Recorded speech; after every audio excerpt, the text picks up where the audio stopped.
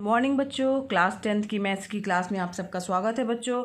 और हम पढ़ रहे थे समांतर श्रेणियाँ, चैप्टर नंबर 5 अर्थमेटिक प्रोग्रेशंस। प्रश्नावली 5.3 जो बच्चों हम लोगों ने स्टार्ट कर दी थी और क्वेश्चन नंबर हमने 15 तक के क्वेश्चन जो है हल कर लिए थे। आज हमें स्टार्ट करना है क्वेश्चन नंबर 16 से। तो चलिए बिना समय गंवाए हम बढ़ते हैं क्वेश्चन नंबर 16 की ओर। प्रश्न नंबर 16 बच्चों क्या कह रहा है कि किसी स्कूल के विद्यार्थियों को उनके समग्र शैक्षिक प्रदर्शन के लिए 7 नगद पुरस्कार देने के लिए 700 रुपये की राशि रखी गई है। यदि प्रत्येक पुरस्कार अपने से ठीक पहले पुरस्कार से 20 रुपये कम है तो प्रत्येक पुरस्कार का मान ज्ञात कीजिए। यानी 700 रुपये की राशि जो है वो पुरस्कार बांटने के लिए दी गई है और 7 जो है वो पुरस्कार हमें 700 रुपये की राशि को 7 भागों में बांटना है। बराबर नहीं बोलेंगे बच्चों, 7 भागों में बांटना है। और किस तरीके से बांटना है कि जो प्रत्येक पुरस्कार जो है अपने से ठीक पहले पुरस्कार से 20 रुपये कम होता जाए। ठीक है, तो प्रत्येक पुरस्कार का हमें मान ज्ञात करना है। तो चलिए आइए देखते हैं कैसे करेंगे इस क्वेश्चन को। मान लिया बच्चों पहला पुरस्कार जो है वो ₹1 है। माना पहला पुरस्कार ₹1 है। ठीक है, ₹1 है तो इसका मतलब हुआ प्रश्नानुसार क्या जो है पुरस्कारों की सूची जो किस तरीके से होगी। प्रश्नानुसार क्या होगा,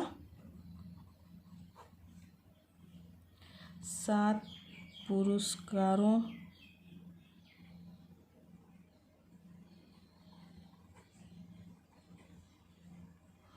या उसकी श्रेणी क्या हो जाएगी बच्चों हमारी ए, फिर उसमें से 20 रुपये घट जाएगा क्योंकि लिखा है ना 20 रुपये कम होता जाएगा।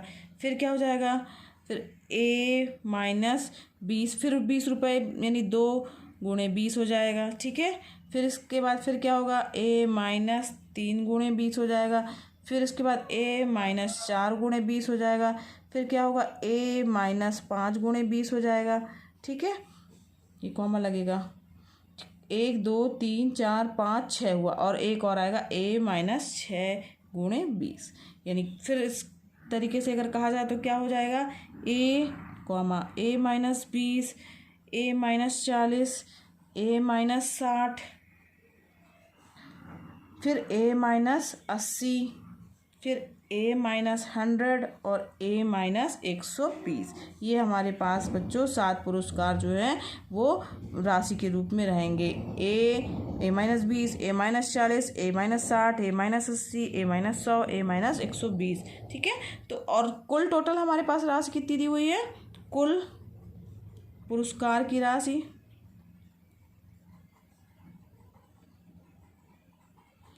700 रुपये दी हुई है।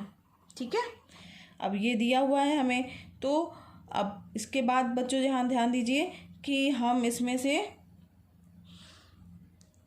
कुल दिया है यानी सारे पुरस्कारों की राशि को जोड़ देंगे तो हमारे पास 700 रुपये हो जाएंगे। तो A plus A minus 20 plus A minus 40 plus A minus 60 plus A minus 80 plus A minus 100 plus A minus 120 equal to 700। समझ में आया। कुल पुरस्कार जो पुरस्कार की राशि है हमने कुछ नहीं किया, जोड़ दिया है तो वो 700 रुपये के बराबर आ जाएगी। अब A धन A कितनी बार आया है, हमारा 7 बार आया है। ठीक, 1 2 3 4 5 6 7, तो ये कितना हो गया, 7 ही हो गया। ठीक है, और यहाँ पे कितना आया, -20 -40 -60 हो गया, -60 120 हो गया, 120। ठीक है, और 80 200 के बाद ये 300 और ये 420, तो टोटल कितना हो गया, -420 इक्वल टू 700। तो 7A बराबर क्या आ जाएगा, 700 प्लस 420 यानी कितना हो गया, 1120। तो A बराबर कितना आ जाएगा बच्चों, 1120/7। 7 से कटेगा, 7 एकम 7, 7 एकम 7 8 9 10 11, 4 बचा और 7 छंग 42 और 0 160 रुपये। ए का मान कितना आ गया बच्चों? 160 रुपये। बहुत ही आसान था। ए ज्ञात हो गया तो हम जो है उसकी दूसरे और पुरस्कारों की राशि को प्राप्त कर सकते हैं। किस तरीके से? सब में 20-20 रुपये घटाते जाएंगे। तो पहला पुरस्कार ए था ना, तो क्या लिखेंगे? अतः पहला पुरस्कार 160 रुपये। ठीक है। दूसरा पुरस्कार कितने रुपए का होगा? 160 माइनस 20, ठीक, इक्वल टू कितना हो जाएगा? 140 रुपये।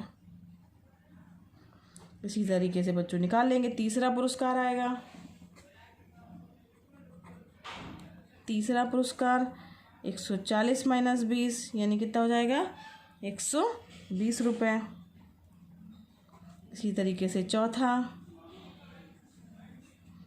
120 माइनस 20 यानी 100 रुपये। फिर इसके बाद पाँचवा 100 माइनस 20 यानी 80 रुपये। ठीक। इसके बाद छठा 80 माइनस 20 इक्वल टू कितना आ जाएगा बच्चों? 60। और इसके बाद सातवां 60 माइनस 20 यानी 40 रुपये। ठीक है। तो ये जो है वो सारे पुरस्कार जो है वो कितने कितने रुपए के होंगे ये हमें पता चल गया। इन सारे पुरस्कारों का टोटल कितना आएगा बच्चों? 700 रुपये आएगा। अलग से भी आप उत्तर लिख सकते हैं कि अतः सातों पुरस्कारों के मान 40 रुपये, 60 रुपये, 80 रुपये, 100 रुपये, 120, 140 और 160 रुपये होंगे। ठीक है।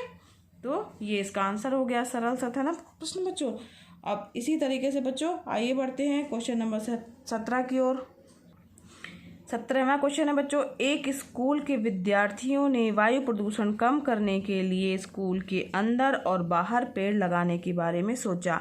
यह निर्णय लिया गया कि प्रत्येक कक्षा का प्रत्येक अनुभाग अपनी कक्षा की संख्या के बराबर पेड़ लगाएगा। उदाहरण के लिए अगर कक्षा 1 है तो उसका कक्षा 1 का एक अनुभाग 1 पेड़ लगाएगा। ठीक है। इसी तरीके से बच्चों और दिया हुआ है, कक्षा 2 का एक अनुभाग 2 पेड़ लगाएगा, कक्षा 3 का एक अनुभाग 3 पेड़ लगाएगा, इत्यादि। इस तरीके से आगे तक इत्यादि। और ऐसा कक्षा 12 तक के लिए चलता रहेगा। प्रत्येक कक्षा के 3 अनुभाग हैं, यानी यहाँ ध्यान दीजिए बच्चों, प्रत्येक कक्षा के कितने अनुभाग हैं? 3। और प्रत्येक अनुभाग जो है वो जिस कक्षा का कक्षा 2 का है तो 2 पेड़ लगाएगा, 3 का है 3 लगाएगा, 12 का है 12 पेड़ लगाएगा। और कुल कितने अनुभाग हैं? हर क्लास के 3 भाग हैं। जैसे सेक्शन होते हैं ना, अनुभाग मतलब 3 सेक्शन है, तो तीनों सेक्शन के बच्चे जो है उतने पेड़ लगाएंगे। इस स्कूल के विद्यार्थियों द्वारा लगाए गए कुल पेड़ों की संख्या कितनी होगी, ये हमें ज्ञात करना है। तो चलिए आइए देखते हैं बच्चों। यहाँ ध्यान दीजिए, प्रत्येक कक्षा में कितने अनुभाग हैं? 3। तो क्या लिखेंगे? चूंकि प्रत्येक कक्षा में 3 अनुभाग, अनुभाग का मतलब सेक्शन है, अनुभाग है। ठीक है। अब कक्षा 1 के द्वारा, कक्षा फर्स्ट द्वारा लगाए गए कुल कितने पेड़ होंगे?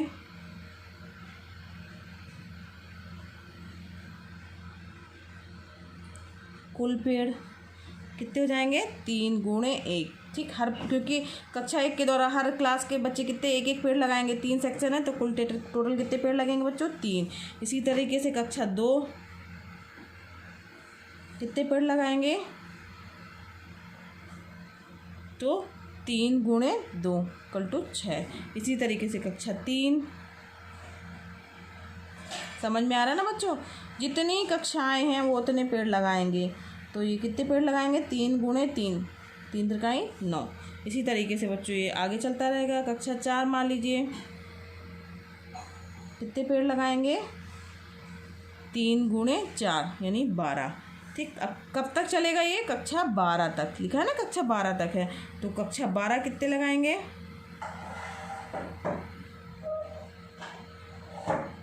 ये हमें ज्ञात करना है। तो हमारी एक तरह से कहा जाए बच्चों समांतर श्रेणी के रूप में प्राप्त हो गए।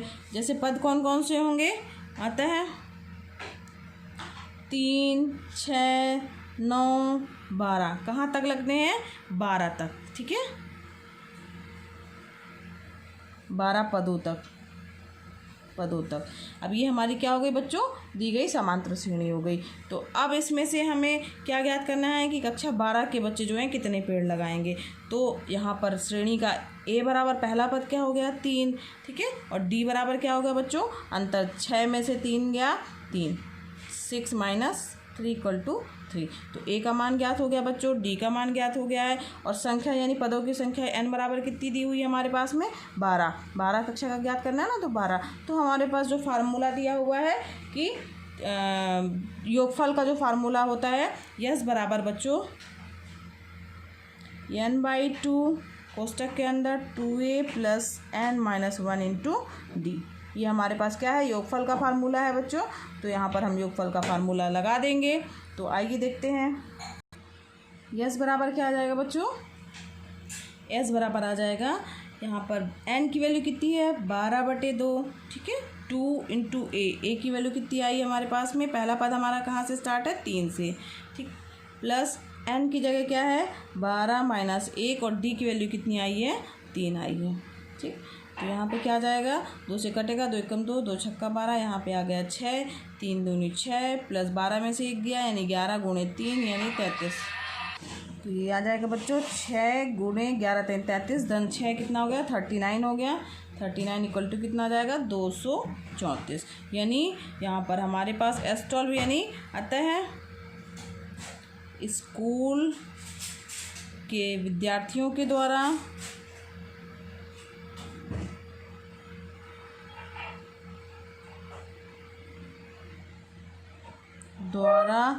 कुल 234 पेड़ लगाए गए,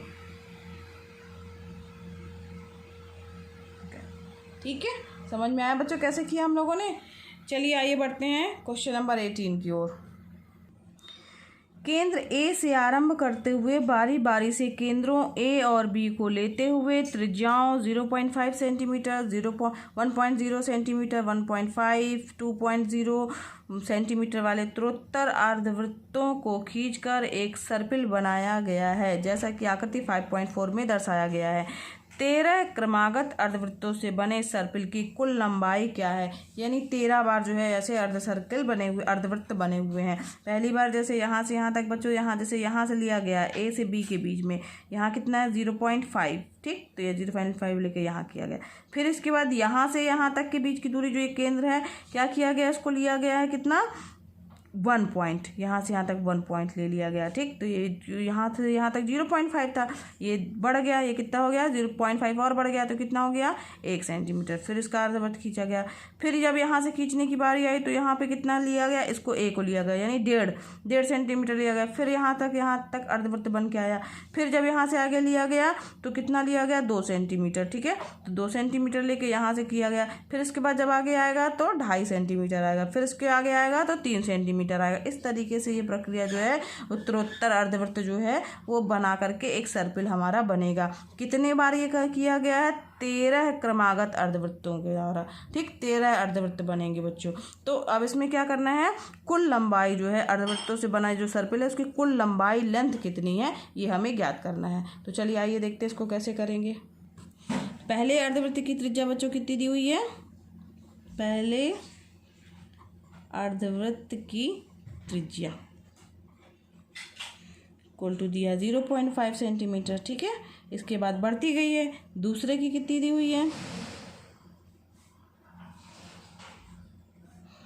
1.0 सेंटीमीटर। तीसरे की कितनी दी हुई है? 1.5 सेंटीमीटर। चौथे की कितनी दी हुई है? 2.0 सेंटीमीटर, ठीक है। इस तरीके से कितनी बार दिया हुआ है? 13 बार। कितनी बार दिया हुआ बच्चों? 13 टाइम्स। तो यहाँ पर एक हमारे पास श्रेणी बन जा रही है क्या? 0.5, 1.0, 1.5, 2.0, कब तक बच्चों? 13 पदों तक, ठीक। ये हमारी क्या बन गई? एक श्रेणी बन गई, समांतर श्रेणी बन गई। एक यहाँ पर प्रथम पद a कितना दिया है 0.5, d बराबर क्या आ जाएगा 1.0 माइनस 0.5 इक्वल टू 0.5, ये हमारा d का मान हो गया। n का मान कितना है बच्चों, 13 पदों तक हमें ज्ञात करना है ना, तो 13 है, ठीक है, n इक्वल टू 13 है। अब यहाँ पर a का मान ज्ञात हो गया, d का मान ज्ञात है, n का मान ज्ञात है ना। तो अब यहाँ पर a13 बराबर भी ज्ञात कर सकते हैं बच्चों। a13 बराबर क्या हो जाएगा a plus 13 minus 1 into D. अब यहाँ पे मान रखेंगे, a का मान 0.5 है, 13 में से 1 गया 12, और 12 में किसका मल्टीप्लाई होगा 0.5 का, तो कितना आ गया 0.5 प्लस इसका मल्टीप्लाई करेंगे तो आ गया 12 पंचे 60 यानी 6, यानी कितना आ गया बच्चों a13 बराबर, यानी 13वां जो अर्धवृत्त का होगा त्रिज्या वो कितनी हो जाएगी हमारे 6.5 सेंटीमीटर हो जाएगी। ठीक, अब चूंकि ये अर्धवृत्त है और इनकी लंबाई जो है इनकी कुल परिधि की क्या हो जाएगी आधी होगी। अर्धवृत्त है ना, तो इसलिए उसकी जो लंबाई होगी आधी आधी हर बार होगी, है ना। तो इस चूंकि यह अर्धवृत्त है अतः इनकी लंबाई इनकी कुल परिधि की आधा होगी। ठीक है, तो 13 जो है अर्धवृत्त से बने जो सर्पिल बना हुआ है उसकी कुल लंबाई जो होगी वो परिधि की कितनी होगी, वो भी आधी होगी। इसलिए बच्चों क्या होगा, जो 13 अर्धवृत्त से बने सर्पिल की कुल लंबाई जो होगी वो उनकी कुल जितनी परिधि होगी उसकी क्या होगी आधी होगी। तो 13 अर्धवृत्तों से बने सर्पिल की कुल लंबाई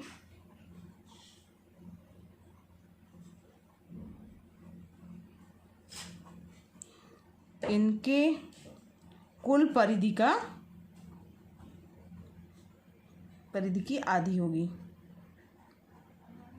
क्योंकि सब अर्धवृत्त हैं तो एक परिधि में तो पूरा उसका पूरा आ गया, लेकिन हमको आधा आधा हर बार लिया गया है, तो यानी अर्धवृत्त है यानी कुल परिधि की आधी होगी। तो कुल परिधि कितनी हो जाएगी बच्चों, परिधि का फार्मूला क्या होता है इसका 2πr ना, 2πr, r क्या है वहाँ पर परिधि की त्रिज्या है, तो यहाँ पे कुल परिधि ले रहे हैं तो सारी त्रिज्याओं का ये क्या हो जाएगा योग हो जाएगा, बराबर क्या हो जाएगा 2π और कुल त्रिज्याओं का योग। ठीक है, अब योगफल का फार्मूला लगेगा तो कुल परिधि बराबर 2π हो गया। अब कुल त्रिज्याओं का योग मतलब कितना हो जाएगा, तो यहाँ पे n/2 2a plus n-1 into D वाला फार्मूला लगेगा। अब यहाँ पर n की वैल्यू क्या है बच्चों, कुल कितनी बार है त्रिज्या इसकी 13 है, तो यहाँ पर 2 से 2 कैंसिल हो गया, यहाँ पे क्या आ जाएगा हमारा पाई, और n का मान हम यहाँ रखेंगे कितना 13। ठीक है, और 2a की वैल्यू कितनी दी हुई है 0.5 प्लस n की वैल्यू कितना है 13 माइनस 1, और d का मान है 0.5।